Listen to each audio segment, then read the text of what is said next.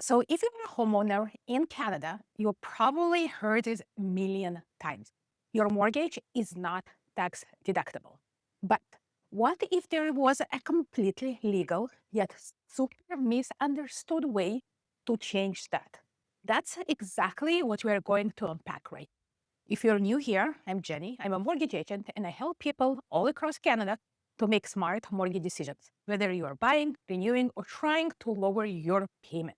If you want to talk about your numbers, click in the link in the description and book the meeting with me. And if you want more simple, straight to the point mortgage videos, hit the like and subscribe and turn on notification for yourself. Just to be crystal clear, we are not talking about anything shady here, not tax evasions, not loopholes. These are established strategies that investors use completely legally. This is not free money.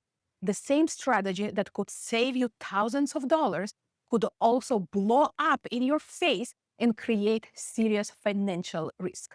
Everything we are about to talk about is built on one single idea from CRA, Canadian Revenue Agency. Here it is. The government does not really care what the loan is called. It can be a mortgage, a line of credit, whatever you call it. What it cares about is the purpose of that specific loan. Why did you borrow the money? If you can prove a direct link, if you can trace every single borrowed dollar to an investment or a business that meant to earn income, then the interest on that loan becomes a potential tax deduction. That's the key that unlocks this whole thing. And you see this in real life all the time. The most obvious example is a mortgage on a rental property. You borrowed money to buy something that earns rent. So the interest is a business expense, totally tax deductible. Same logic applies if you take out a loan to start a business. You borrow to invest in dividend-paying stocks. The purpose is income. So the interest can, in fact, be deductible. Now that we understand the rule, let's look at how people actually use it. There are few well-known strategies in Canada built on this exact principle. And each one has its own level of risk and complexity, obviously. Path number one is the most straightforward. A good old rental property mortgage we just talked about. Path number two is a famous Smith maneuver that usually involves borrowing against your home and invest in the market. And path number three is cash damming, is what we are going to zoom in today, because it can be a powerful strategy for people who already own a rental property. Cash damming. It sounds technical, I know, but the concept is actually super simple. Think of it as strategically rerouting money that is already flowing through your accounts. Here's the idea in one single line. Cash damming is cash flow swap. Normally, you collect rent and use the rent to pay rental expenses. You pay the repairs for the rentals, you pay the condo fees, maintenance fees, the taxes, obviously. With cash damming, you flip the script. You use borrowed money for the rental expenses. And then you take the rent money that's now basically freed up and you use it to hammer down your personal mortgage much faster. To hear how exactly it works step by step. Step number one, all rent goes in its own separated, dedicated bank account. This is a non-negotiable. You need a clean paper trail.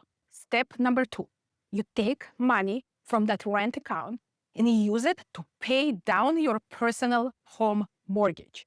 Step number three, every single rental expense, taxes, insurance, repairs, new faucet, get paid using her home equity line of credit from your primary home. Step four, you track everything meticulously. No mixing, no shortcuts. No, I will figure it out later. So what's the point of all this? The goal is to convert your debt.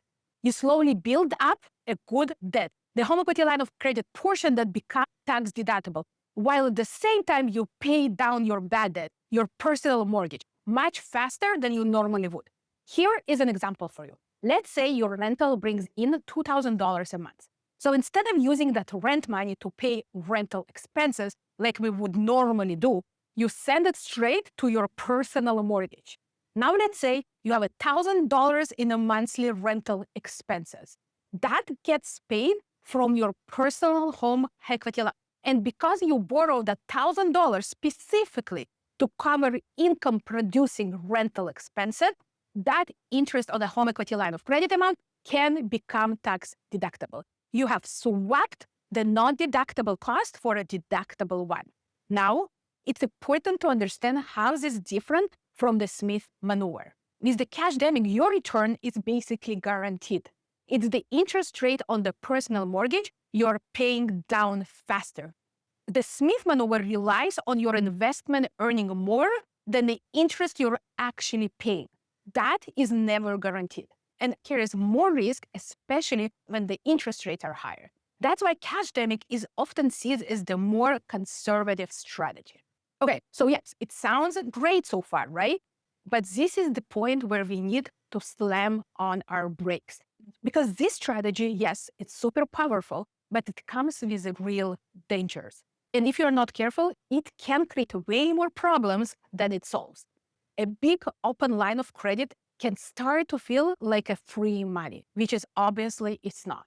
And without ironclad discipline, it's easy to start dipping into that home equity line of credit for personal things, such as vacations, cars, just random spending. That does not just defeat the strategy, it can spiral into a much bigger debt problem. Home equity line of credit are almost always variable rate. They move up and down with the prime rate.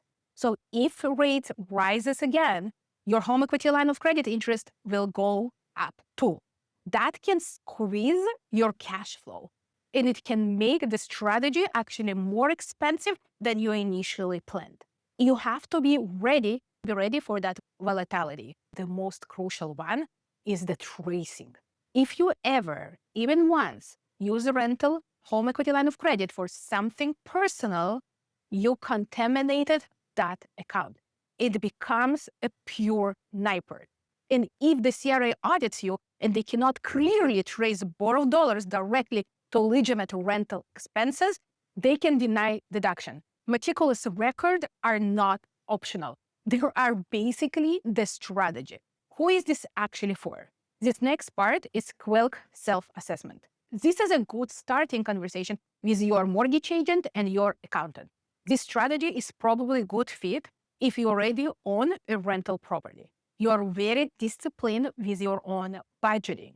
You are in a higher tax bracket, so deductions actually make a noticeable difference. And you have a solid cash reserves. But you should stay away if your budget is already super tight, you hate bookkeeping, and you don't have a strong emergency fund. Or you know deep down you will treat your home equity line of credit like your personal ATM. And here is the most important takeaway of this whole entire video. This is for educational purpose only. This is not tax advice, not a financial advice. Your situation is unique. So before you open a new account and move a single dollar, you need to sit down with your accountant and review your specific number. This comes down to something bigger than just the math. Understanding the concept is actually the easiest part. The real challenge is the personal.